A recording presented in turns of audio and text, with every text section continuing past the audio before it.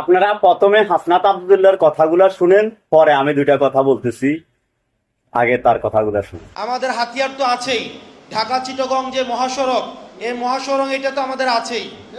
এটা কিভাবে দখল নিতে হয় সেই জিনিসটা আমাদের জানা আছে, ওটা সমস্যা নাই। ওইটাকে আমরা এটাকে আমরা আমাদের মতো করে এই হাসনাত আব্দুল্লাহরে আমি আগে খুব ভালো মনে করতাম, যে হাসনাত আব্দুল্লাহ খুব ভালো মানুষ। আসলে এই যে সবার সাথে যে একসাথে যে পাগল, এটা আমি কল্পনাও করিনি। তাই আমি আরো একটা ভিডিওতে বলছিলাম যে কুমিল্লার থেকে যদি পাগল বাদ দিয়ে দেন তাহলে কুমিল্লার মানুষ থাকে না। হাসনাত আব্দুল্লাহ বলতে আছে কুমিল্লার রাস্তা নাকি হেগো হাতিয়ার, কুমিল্লার রাস্তা বন্ধ করে দিবে। আর কুমিল্লার রাস্তা যে তুই বন্ধ করবি কইতেছ, কুমিল্লার রাস্তা কি তোর বাবার, যে কুমিল্লার রাস্তাটা তুই বন্ধ করে দিবি? না, কুমিল্লার রাস্তা তোর কোনো আত্মীয় স্বজনের, এটা সরকারি রাস্তা, জনগণের জন্য। তুই বন্ধ করার কে? কুমিল্লার থেকে যদি পাগল বাদ দিতেন আপনারা, দেখুন কুমিল্লার মানুষ থাকে না। পাগল বাদ দিলে কুমিল্লার মানুষ থাকবে না।